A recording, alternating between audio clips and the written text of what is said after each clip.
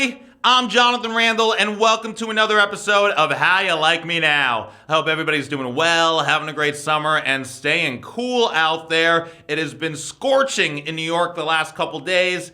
That's why I really want to thank everybody who braved the heat to come out to the Elizabeth Street Garden last night for Save the Garden, a comedy show. We had a great turnout. The comics were hilarious, and I'm super excited for our next and last show of the summer on August 31st, 8 p.m. at the Elizabeth Street Garden. I hope you all will come out, support me, live comedy, and the Elizabeth Street Garden. A lot to talk about today, so I'm just going to get right into it and start off by talking about something that everybody's talking about, which is the new Snow White and the Seven Dwarfs movie, which to me doesn't seem like it's something that should be a topic of conversation. I mean, I almost wonder if they're creating such controversy with this movie so people will actually care and talk about it and don't get all this free publicity, since Snow White pretty much peaked in like the 1930s. We don't need to make a live action remake of everything. Snow White, Barbie, The Little Mermaid, Transformers. What's next? Silly Putty in live action starring Brendan Fraser and the makeup team from The Whale? Snow White isn't even that great of a story. It comes off like it was written by an incel. It's pretty anti-feminist and superficial. It's like, wait for a man to save you and be the prettiest of them all. But now apparently Snow White doesn't even need her prince to come. And guess what? We don't need a new girl boss Snow White. At best, Snow White should be just like a parody commercial where Snow White is like, times sure have changed. Now I'm waiting for my prince to come because he has erectile dysfunction. Thank God I have these 7 Cialis. But no, it's getting like the full Hollywood treatment. And they don't even want to modernize it with creativity. They want to do so with wokeness. You know, once people got over the fact that Snow White, or I guess woke white, we should call her, wasn't going to be white, they changed the dwarfs. Yes, they won't be having dwarfs anymore because I guess you know how the dwarfs are already stealing all the good roles in Hollywood. How do you make Snow White and the Seven Dwarfs and not have dwarfs? That's like making a Lion King movie and not having any lions in it, you know? What is it now, just going to be like 7 autistic people? I think they should make it Snow White and the genders. And there could be he, him, she, her, they, them, and it. Which, by the way, is a lot easier to remember than happy, doc, bashful, sleepy, sneezy, grumpy, and dopey. It's weird that, like, the little people community now has to be, like, more inclusive. It's crazy to me, you know?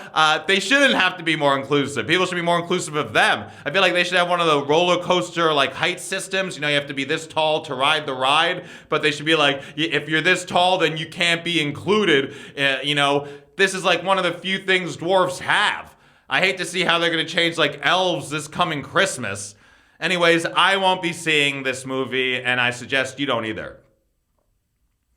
So, despite massive ongoing protests and international outcry, Netanyahu and his legion of fanatics passed the first bill of their judicial overhaul plan, limiting the Supreme Court's power and shifting it to them.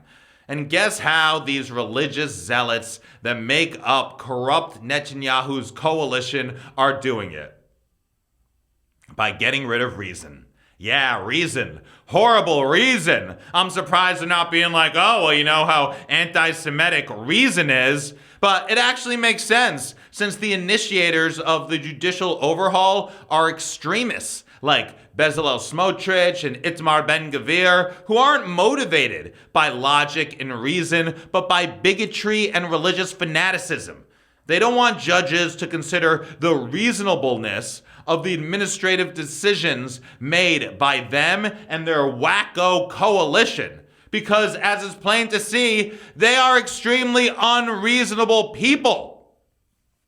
They want to change the laws so that they could add more right-wing ministers, even if they have criminal records, you know, so they could get Netanyahu out of his corruption trial, and so they could continue to realize their illegal settler fantasies of erasing Palestine.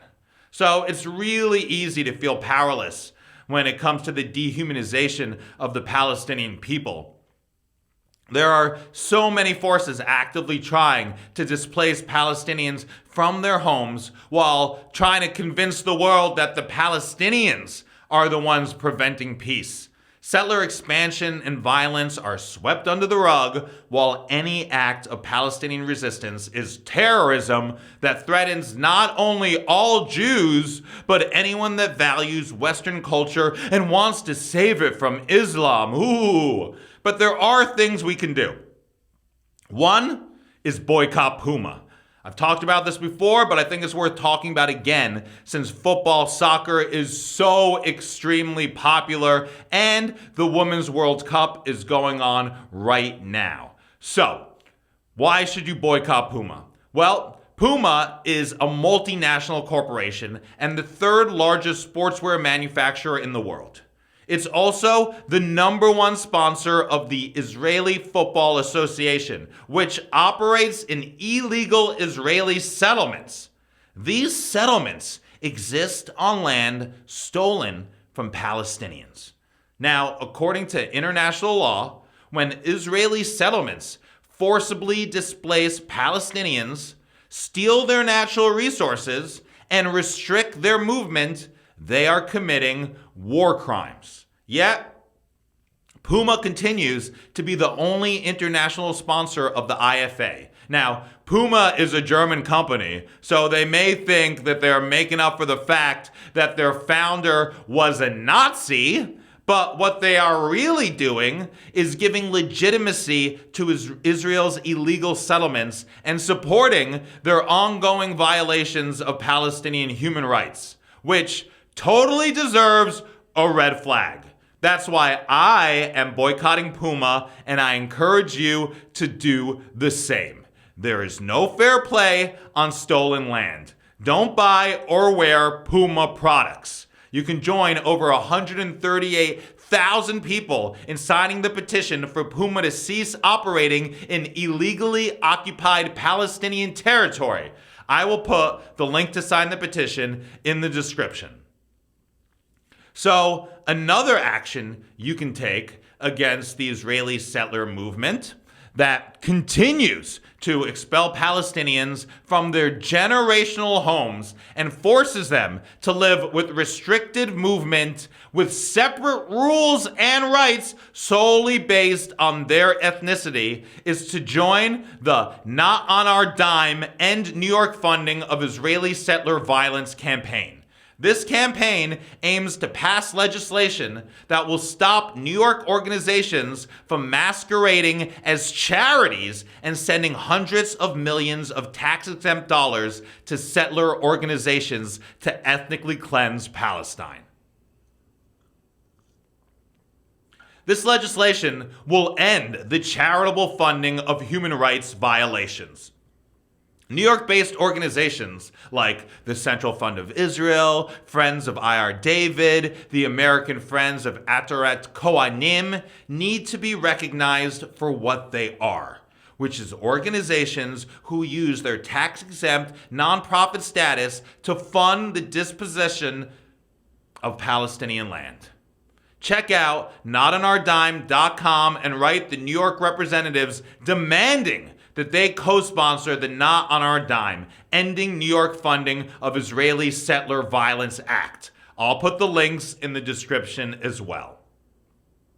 I want to thank everybody who's been supporting me. I want to thank everybody who's following me on social media. If you're not, please do so at Jonathan Randall all across social media. I also have a Ko-fi page I'd really appreciate and could use your support on that. I'll put the description for that in the I'll put the link for that in the description as well. Hope everybody has a great weekend. This episode is airing a little later than I usually release them because I recorded a commercial earlier this week, so I had some scheduling conflicts. So I want to thank everybody for bearing with me.